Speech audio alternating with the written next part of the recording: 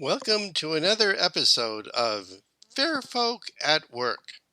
When I was thinking about this interview, it occurred to me that at the fair, we create a lot of memories.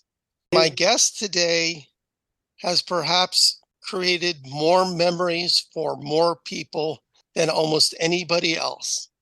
My Wow. guest today is Heidi Barthelemy. I said that wrong. Barthelemy, Well, I was in the neighborhood.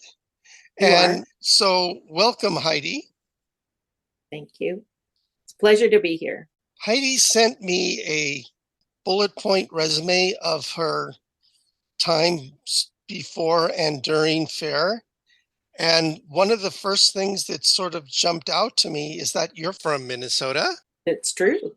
What drew you from Minnesota to Northern California? Well, I had a boyfriend, one of my Mhm. first boyfriends, and he was moving, and I was in transition of my life. I had just come back from a 5-month trip to Afghanistan and back, and was kind of looking, what am I going to do with my life? And not having any particular ambition, he said, well, I'm going to move to California. And I said, well, I guess I'm going with you if you want me. So he did. We ended up in Berkeley. Can you just sort of briefly summarize what in your life ping ponged you or halfway around the world and then halfway around the world back again? My family was always particularly interested in other cultures. We were folk dancers from way back. And when my parents decided that they wanted to abandon this society, all their friends were golf playing martini drinkers, and they did not really want that kind of life. They were looking for another country to move to. And being the last of 4 daughters in the household, they realized that it was imminent. So when I was 13, and they knew that I was just a few years away from leaving the house, we went on a trip around the world with our packs on our backs. And they did not choose northern Afghanistan or an island in Japan. They ended up retiring to a mountain in central Mexico. But I got dragged along on this fantastic trip. My father was into museum display. He worked at Mm-hmm. a natural history museum. And my mother was an artist and taught art history. So we went to a lot of museums and we visited a lot of places. So when I was 17, I decided that I wanted to take a trip by myself because I really wanted to go back to some of those places. And I went by myself, landed in Paris, and went through a bunch of Western Europe and across to had my 18th birthday in Istanbul, hopped on a hippie bus to Afghanistan and got there. It took me about 4.5 months to get there. And then I decided that I was done and I needed to go home. So I hitchhiked and hopped trains and ultimately to Paris, where I flew home to. I was living in Michigan at the time. I'm sort of stunned by that. I have heard a lot of sort of pre-fair origin stories, and I think yours kind of takes the cake. So, congratulations. Thank you. Who was the first person to say, I know this place called Fair. Why don't you come with me? I had a boyfriend through a folk dancer boyfriend named Jimmy Levita. He was a little older than I. He and I were involved in the folk dance scene in Berkeley. And he said, I'm going to the Renaissance Fair. I got free passes in the gate list to Cadre. They're performing a Russian circus. So, want to go? And I put on my fancy corkies and my faux Jessica McClintock Renaissance dress. And we went to the Renaissance Fair in 1978. I saw the Russian circus. That was really great. I got a lay of the land at Black Point. It was quite wonderful. I If remember Bindu. I don't remember Chris Miller's booth. I remember a button boot, and I remembered the trees and the feeling and the how great it was. And 3 years later, I was dating Christopher Miller, and he said, "Hey, you want to go out to stakeout with me?" And that was the end of that. I was part of the fair. Could you give me 5 adjectives that you would use to describe your initial reaction to fair? Creative, alive, interesting, and family. Did you feel any similarities to village life at fair and village life as you experienced in other parts of the world like Afghanistan? Yes and no. I was a stranger in a strange land, both places initially, but I could see that there was something magical. I could feel it, I could taste it. It was amazing. Hmm. And because we came in on a gate list and we knew a few people, that was fun. That was a different level of involvement than I think some people who come in for the first time. When you describe feeling outside and being in both situations, did you use the same mental toolbox ways of becoming more integral to both of those societies? Connecting with people, yes. What techniques did you learn either at the fair or in Afghanistan to integrating yourself into a larger society?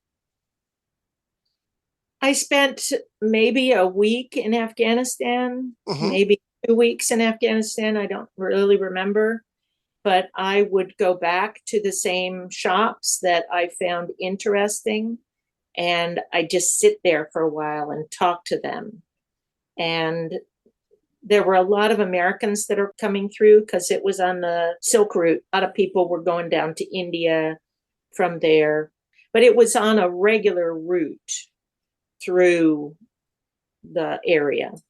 And so a lot of tourists came through, or young people who were also on a mission.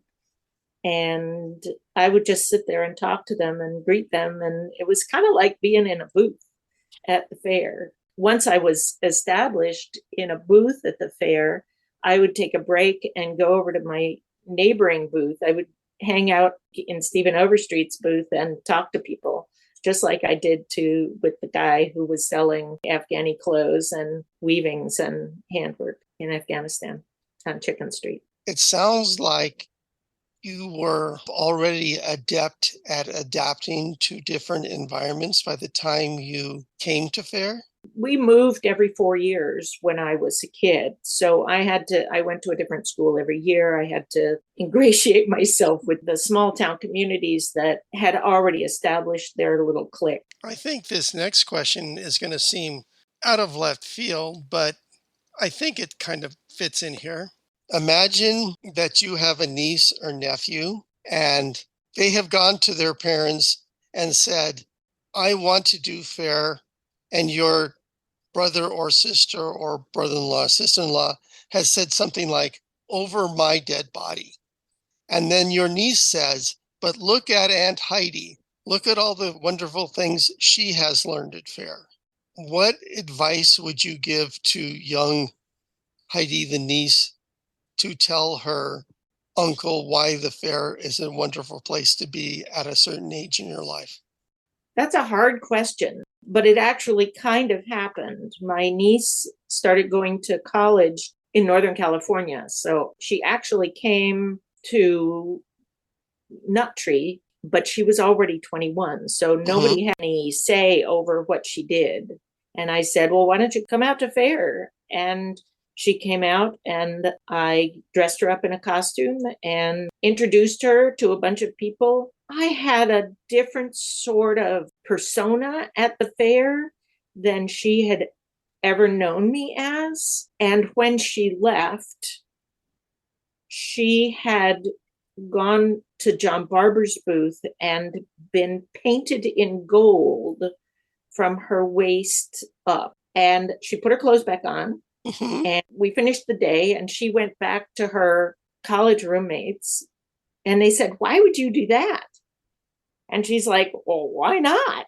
So I don't know how to answer your question because I'm just reminded of this situation. Let Well, me that's think of, okay. Let me try it another way. okay. I hire a lot of young people because I wanted them to learn how to run their own business, young women mostly. And I thought it would be a good example on how to deal with people, how to deal with customer service. These are life skills, how to make change, how to figure out what the customer wants and make it happen. That was something that we did all the time through my booth. And the people in my booth had to learn how to deal with a whole lot of different kinds of people, whether they worked fair or they didn't work fair, or they had been a customer for 30 years, or whether they were brand new and they were like, oh my God, am I addressing any of this? Well, I'm fascinated. So, who do you consider sort of your mentors when you first came out to fair? And do you remember any lessons that they gave you? Who did I hang out with early on? Well, I was mostly in the booth. I would very often go and talk to Gino, who's now my business partner. His booth was in the middle of the road at Black Point near Ale 4. And he and I would talk. We had just gotten into Mac computers. So he and I would talk about creative ventures that we were working on together. I also went and talked a great deal to Stephen Overstreet. We would talk sometimes late into the night. I'm sure everybody knows this. Could you briefly describe your booth? My booth is Pale Moon, art by Christopher Miller, carved ivory until 1989. I started in 1981. Christopher started in 1970. So it was well established by the time I got there. And we do restrings on all old pieces. So people would come back to us for adding a star or adding a thing or getting a new thing for their friend. Carved bone, moons and stars, and other sometimes custom pieces, sometimes organic pieces. We transferred to bone and horn in 1989 because we found that ivory was not sustainable. We always used recycled ivory, but it was not a good thing to be Right. supporting that.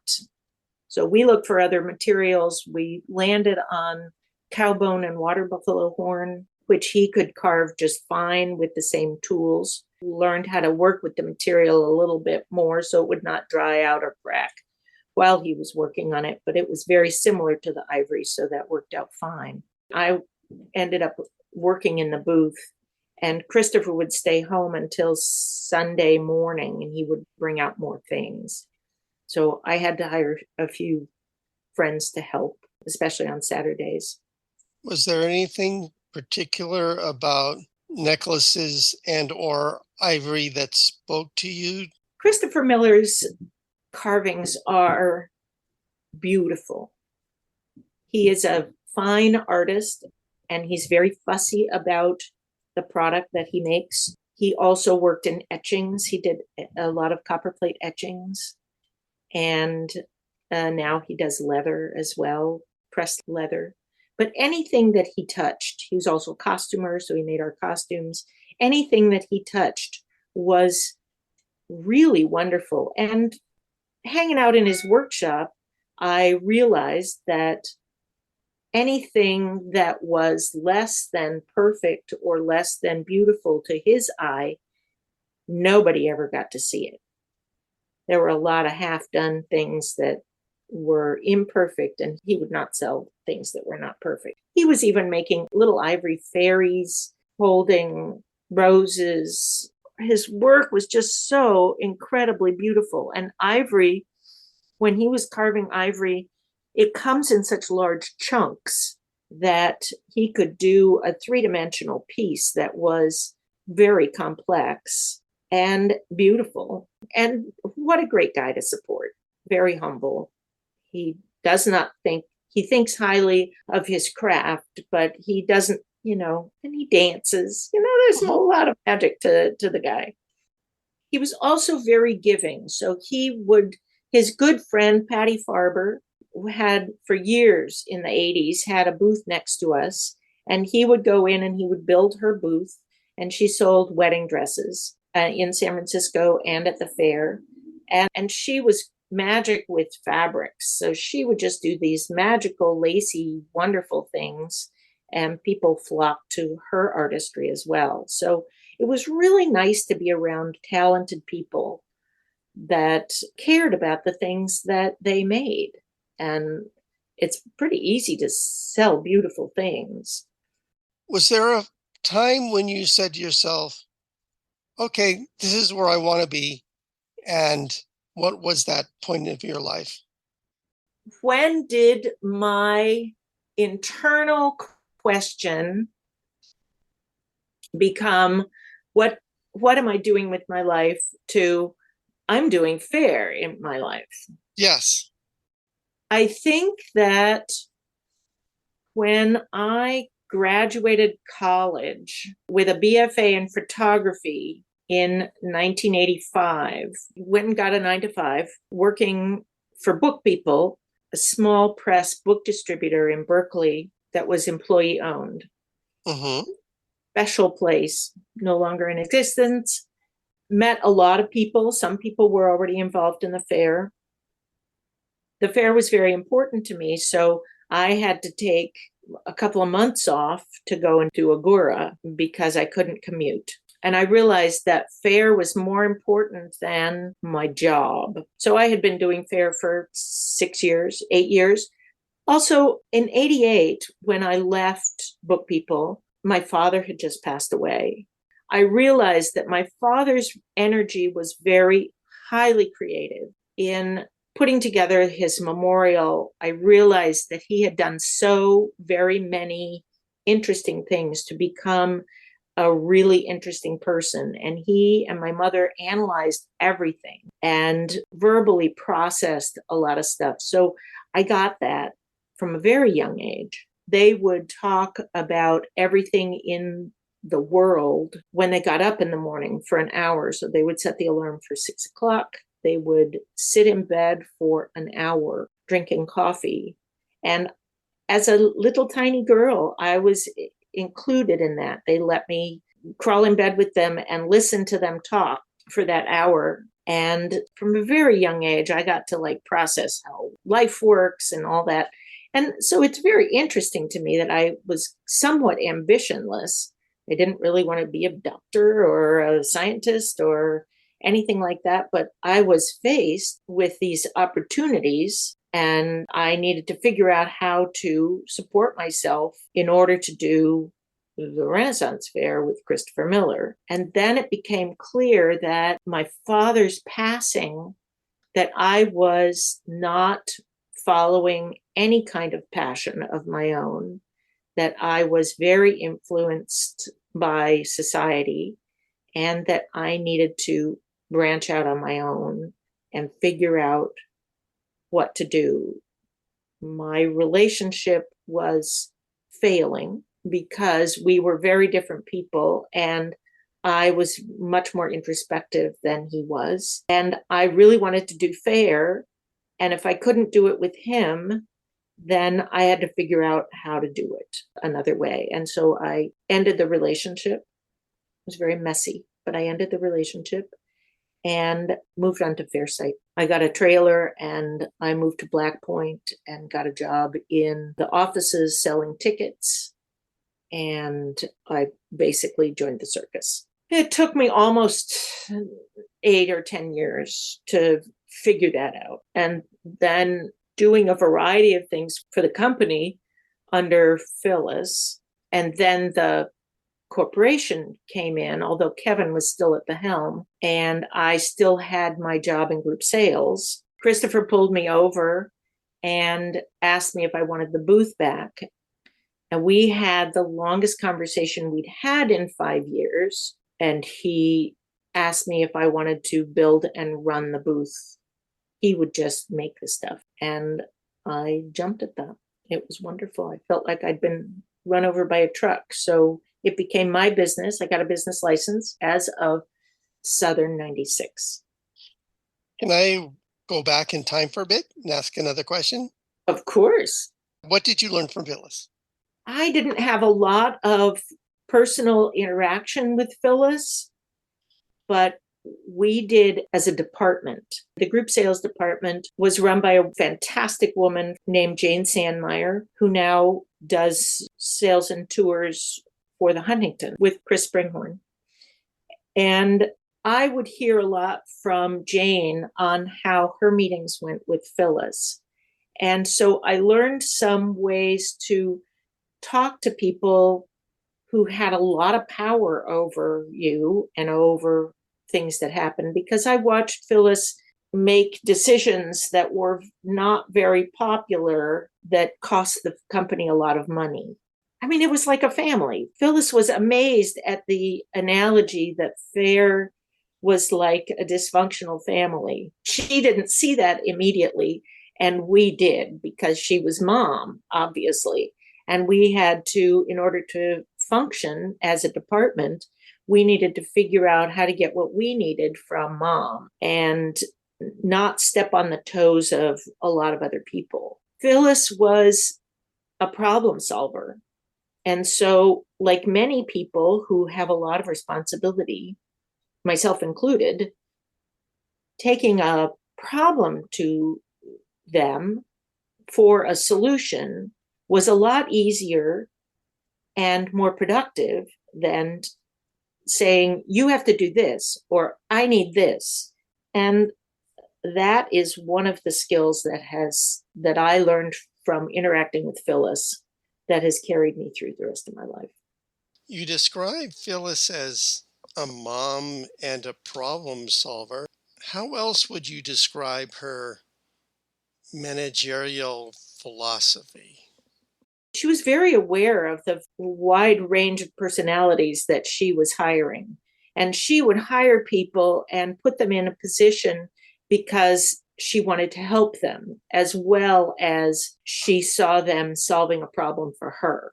So we had a therapist working on staff, somebody who could deal with interpersonal issues, which was really good. I think in this day and age, it would be an HR person, but I think that Phyllis probably used her as much as anybody in helping people deal with each other. I don't know if that answers your question. It does, kind of.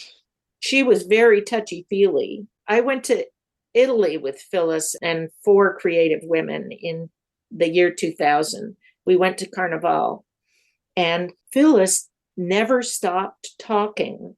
Everything that she saw or did reminded her of another situation. And she would tell this story about this other situation.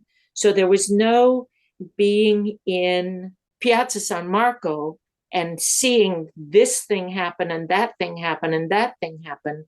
It was walking into Piazza San Marco and hearing about Phyllis's memory. So she was always figuring things out. And, honestly, that was my parents too. So, It felt familiar. Yeah, I never really put that together, but yes. Did she ever tell, either in Italy or any place else, where she got so committed to immersive historical learning? Not to me, maybe to somebody else. There's so many interviews with her. What strikes me as amazing is so many things that are now seen as, well, of course things are that way. Things like, it's a fair day, there are vendors, the queen is coming, so people are dressed up and excited. And I mean, all that somebody had to say, this is why we're here.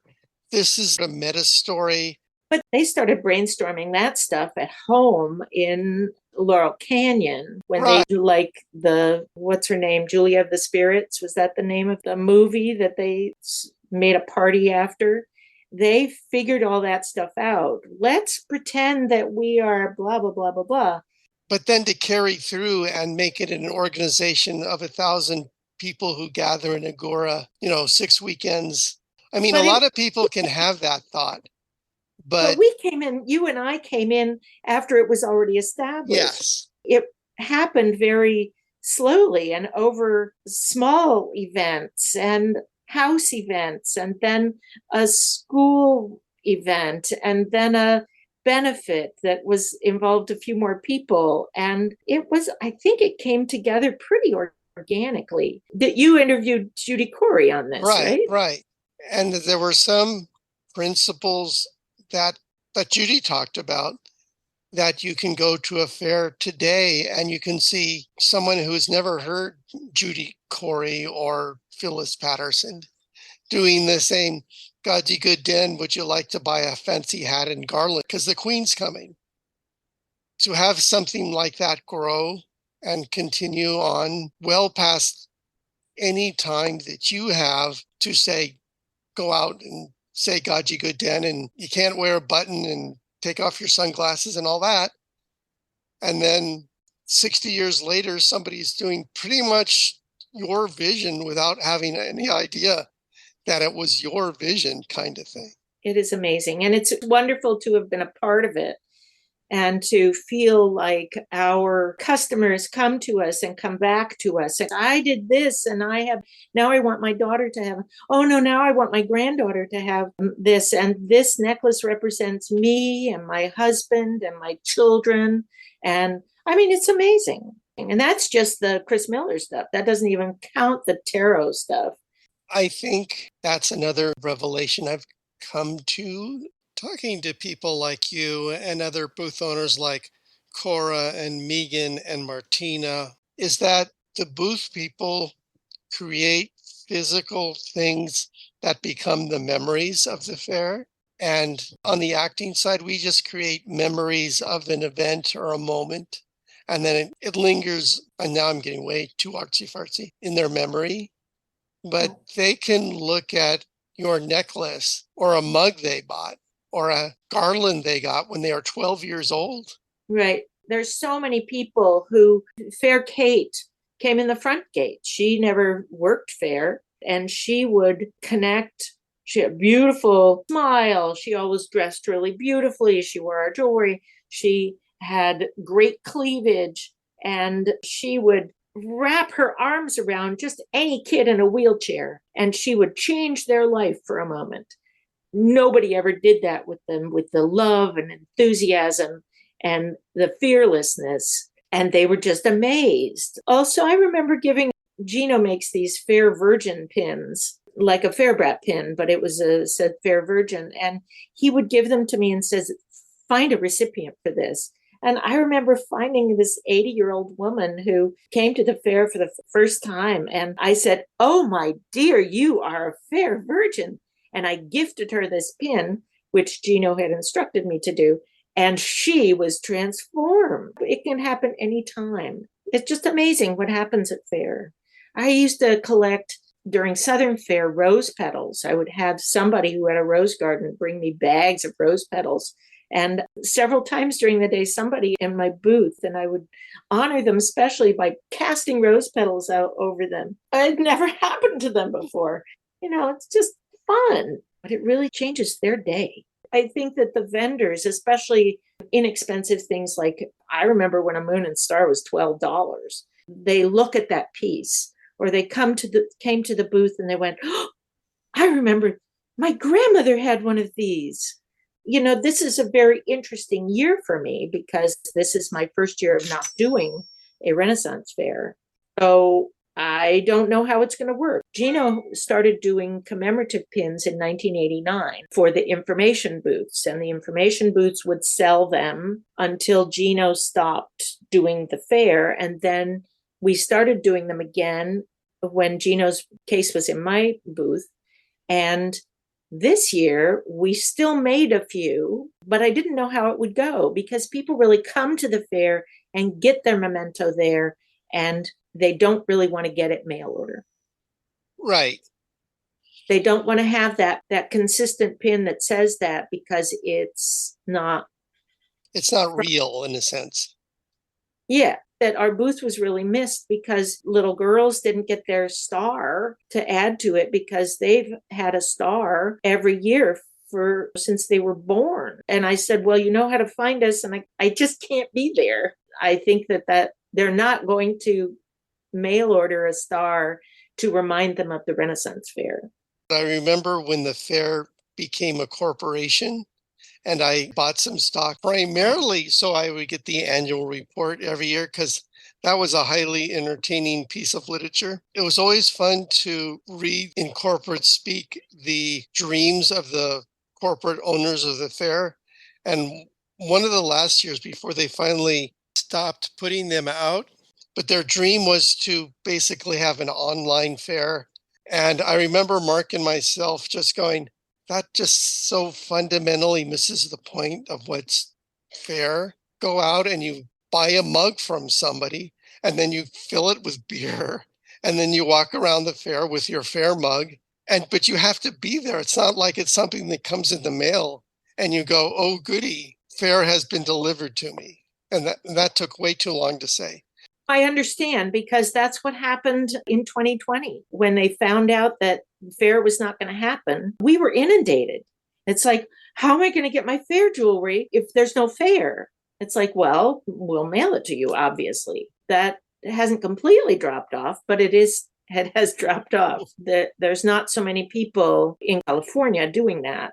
But we gained customers in Florida and Pennsylvania and Boston and New Hampshire, people who don't come to fair, who miss fair, who maybe did go to fair, who maybe grew up doing fair and can't be at fair and still want their moon and star or whatever. But nevertheless, you're absolutely correct. Yes. And now it is still, we are living proof that people want their thing at the booth. They want it as part of the experience that the fair is. And we are not offering our booth as that experience anymore. And actually, it's not hurting us a whole lot because my artists cannot produce as much as the people wanted last year. Really? We were overwhelmed. And Christopher Miller said that if we had tried to do Southern Fair this year, it would have killed him. And so it's good that we are just doing Dickens Fair because there is an in-person place to find us, and it will be able to be manageable. Have you had any names that people might recognize as stars at your booth? Well, Linda Ronstadt has a moon and star. She was wearing all through the 70s. It was before my time that she came to the booth. Same with Cher. Shelley Duvall was one of our customers. Martin Sheen's wife came to the booth. I remember that because she had his credit card. Elizabeth Montgomery's house and saw her little carousel unicorn, little ivory carousel unicorn that Christopher Miller made. I had a nice exchange with her son after she passed away, and I was still working in group sales, and I sent him a gift certificate to come to the fair, and he came. Oh, right. Chris Miller has made some large sculptures out of wood. He made a cloaked knight that is still visible at Dickens Fair and in fact is for sale for thousands of dollars, with a walnut cloak and a silver and gold helmet and chainmail. The companion piece to that was a completely hooded and cloaked, and George Lucas bought that one to put in his library because it looked like his Obi-Wan. But that was before my time. So that was before 81. When you say you, to use a modern term, mentor young ladies in the sort of financial aspect of your booth, what do you say to somebody when she says, Heidi, I want to do this, and you say, fill in the blank? I'm not quite sure how to answer that. Okay. Because it's situational. Hey, you want to work in my booth? Sure. What do you want to, let's see, what I need you to do is to set up the booth. This is done this way, and this is done this way, and this is done this way. And if you have any questions, please ask me and I will tell you why it's done that way. And because everything that I do is done done a particular way for a reason. So you think about the things that you have to do to open a booth, to present your wares, to display your merchandise, to prepare your merchandise for display, and everything is done for a reason. Does that help? It does, but can you then give me the next level of you put the brown stuff next to the green stuff? So we have moons with faces. I always like the faces to move in so that the eye moves around the display case in a particular way. We organize our cases so that the hearts and flowers are in one area and the pirate stuff is in another area, and moons and star, the celestial things, are in another area. Group things together, like things with like things. When you were kind enough to type out your bullet point resume, was there a story that you wanted to say? All right. Let me look over well, my interaction with the Fools Guild came after I had my own booth. So it was after 96. I had already developed a friendship with Jim and Jim through dancing on the Mountebank stage in Agora. And we were all, Jim Lane, who has now passed, was a ballroom dancer, and I was a ballroom dancer. And Chris Miller and I did swing and tango. And we would bring a boombox and have after hours parties on stage. Hey, build a stage, we'll dance on it. That really developed a very tight friendship that leaked into the Fools Guild. I am still friends with all these people. I reconnected socially somewhat with Chris Miller and Lenan because they live really close to Rover and are included and appreciated for their contribution in the little social group that we have going on there. So when I'm down in Los Angeles, it's very wonderful to these very tight friendships of Jim Kelly and Richard Beard, who was Phyllis's right-hand man from 1974, his first prop master. He stopped doing the fair in the early 80s, I believe, or 84. He was there for 10 years. And he went off to Florida to do some family stuff. And when I was working for Kevin in the office doing group sales, well, he was doing Stafford. That was in the early aughts. Richard Beard came back from Florida, started helping Phyllis and Kevin with deco and props at his Stafford Lake and Santa Barbara and Dickens in the early aughts, because we started Dickens again in 2000. And that was just really a homecoming. And it's still going. It's gone on every year except for 2020 and 2021. And it's now being run by Drew, Kevin's son. As we've gone along, have you been reminded of somebody you hadn't thought of for a while, or a show you haven't remembered for a while, or shall we come to an end? We can come to an end, I guess, because I'm not bringing up any other, kind of going blank. Okay, well then why don't well, let me just try my traditional ending, and if it works, it works, and if it doesn't, it doesn't. Say you live in a world that has the Phyllis Patterson Lifetime Achievement Award for Achievement at Fair. You have been given this award. You can thank whoever you like. You can talk for as long as you like. The band will not play you off. But here is the Phyllis Patterson Award for Lifetime Achievement in Fair. Oh, I want to thank Phyllis for creating this amazing place and giving it so much attention that people flocked to it and became better for it. I want to thank Reduce Shakespeare. I want to thank Kevin Patterson for his after hours thoughts and praise on the magic that he found in the Shire on his day.